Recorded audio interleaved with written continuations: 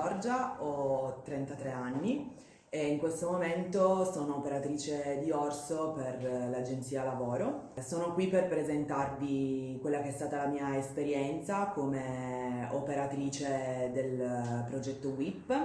Sono stata educatrice di 2 gruppi nei 3 anni precedenti e coordinavo, diciamo, le educatrici che gestivano tutti i gruppi.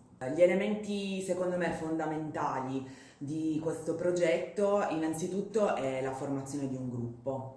E ritengo che sia stato un progetto diverso dagli altri proprio perché questi ragazzi avevano la possibilità di confrontarsi con coetanei e persone che vivevano le loro stesse esperienze, sia attraverso un monitoraggio di come stava andando il loro tirocinio, sia rispetto a questioni anche loro personali. Quindi abbiamo fatto anche delle attività personali sulle loro situazioni e su ciò che vivevano. Quindi questo secondo me era un valore aggiunto di questo progetto, perché a differenza di altri progetti aiutava proprio i ragazzi nel confronto. Questa cosa portava ad avere una maggiore rete di supporto dietro ai ragazzi che ovviamente magari in alcuni progetti non c'è. Questi ragazzi avevano tutta una rete dietro che era composta ovviamente dal gruppo, dall'educatrice, dall'equipe di tutte le educatrici e di tutti gli educatori che settimanalmente si confrontavano,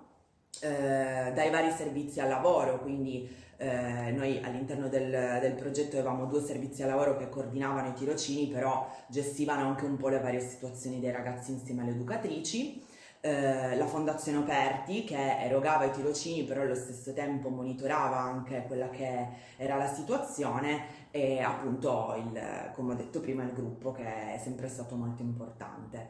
Un altro fattore molto importante di questo progetto era il tirocinio, che era garantito per i ragazzi, nel senso che loro facevano un percorso di gruppo una volta alla settimana per un tot di mesi, e poi attraverso le attività per cercare di sviluppare le loro competenze trasversali e cercare di capire quello che era il loro obiettivo professionale, ovviamente veniva poi dopo garantito un tirocinio. E la cosa secondo me positiva era il fatto che non per forza dovevano fare un tirocinio legato a quelli che erano i loro titoli di studio, il loro percorso di studio, ma potevano anche sperimentarsi in qualcosa di nuovo. Ci sono state delle persone che ad esempio amavano tutto l'ambito dell'informatica come passione, ma non l'avevano mai fatto precedentemente, o comunque non avevano titoli di studio in merito, però si sono potuti sperimentare appunto sotto questo punto di vista, lavorando proprio in ditte informatiche. Alcuni tra l'altro sono stati poi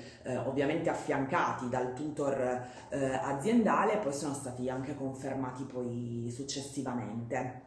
A livello personale invece una cosa che per me è stata molto significativa è stata tutta la rete che anche noi educatori avevamo, ma soprattutto la formazione, nel senso che noi come equipe ci vedevamo una volta a settimana.